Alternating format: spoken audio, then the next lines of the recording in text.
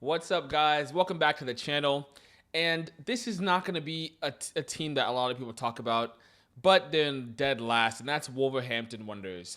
And I think, okay, Wolves are poor. Don't get me wrong. I've watched a lot of their games this season, and they're just not a good team.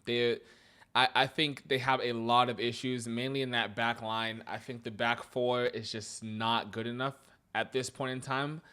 And they're gonna need a lot of help if they're gonna want to stay up in the Premier League this season because the promoted sides this year, Burnley, Sunderland, and Leeds look like they're gonna put up a fight. Mainly Sunderland and Leeds. I think Leeds at home is a very tough game, and then Sunderland is proving to be a tough game whether home or away. But we'll see if they can carry on or if they can sustain that performance. But anyways, back to Wolves.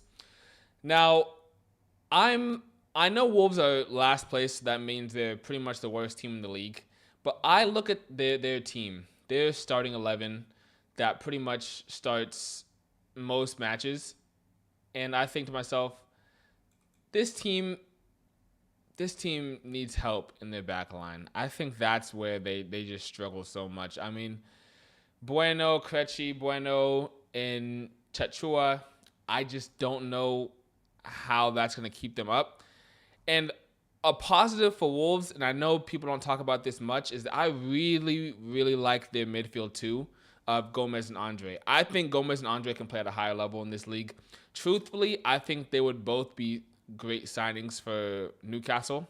I think Newcastle is very light in the midfield outside of the starting three of Joelinton, Guimaraes, and Tonali. I think Gomez and Andre are just they're a workhorse. They can play football. They cover ground, the two of them. They have a good relationship, and I think these two players are actually sublime. I know people don't really speak about them much, but watching them play, they have a bit about them. I think they can play at a higher level than Wolves. Going into their attacking trio of Hwang Hee-chan, Munetsi, and Arias. I mean, Arias, he just came into the side. I think he's got some ability, but he still needs to work. He still needs some work. And then I think Hwang Hee is an interesting one because when he first came into the league, I was very, very positive about him. I was like, yeah, this guy's a player. He's got ability. He's got some pace about him. But it seems that he's not the most consistent. Obviously, it's difficult to be consistent in a side as bad as Wolves. But I think they really need to try to get the best out of Hwang Hee, which whatever position he plays, whether it's on the wing, whether it's tucked in, I think Hwang Hee needs to really start being the catalyst for their attack because their nine, Strand Larson, is a good nine. He's a very good nine.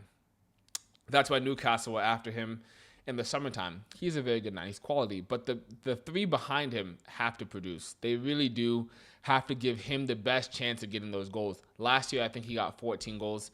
And I don't think he was on penalties because I think Cunha was on penalties.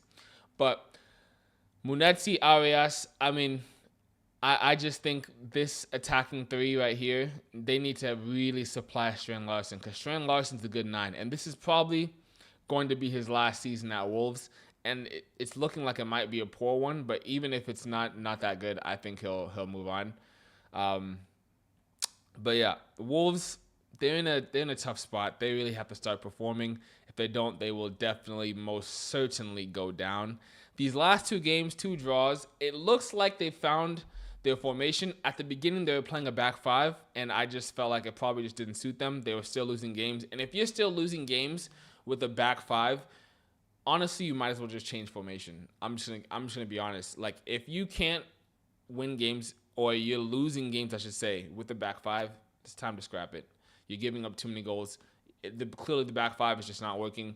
So they switched to back four, 4-2-3-1, and it seems to be working a little bit better for them. They're staying in games a lot longer. They actually tied, who was it? I think it was Brighton, 1-1. And it seems to be a positive. Hopefully they can pick up some wins. They have some these next two fixtures are so important for them against Sunderland on the 18th and then home to Burnley on the 26th. Honestly, they need a draw against Sunderland. It's not going to be an easy game. I don't expect them to win this one. But Burnley, they have to win. That's a must win. If they can win versus Burnley, they can really get themselves out of a slump and put Burnley in a tough spot because Burnley are only 2 points ahead of them. But yeah, that's what I have to say about Wolves. Not too much about them. I just want you guys to keep an eye on Gomez and Andre. They're two center mids. They're 6 and 8. I think they're very good. I know despite the team they play in, but watch out for them because these two players they can play football. They can definitely play in a higher team. I think those two especially they could make the jump to Newcastle. I think Everton could use two like them because I prefer Everton. I love James Garner as a player, great player. Idrissa Gueye, I think he has lapses in the game. I know what he does for the team, but I still think he loses focus sometimes. But I think Gomez and Andre could turn that Everton side into something special. I think Crystal Palace could also use them. They're very light in the middle. I think they just have Lerma to back up Adam Warren and I forgot the other guy, but I'll think about him. Came from Derby County legend, but I forgot.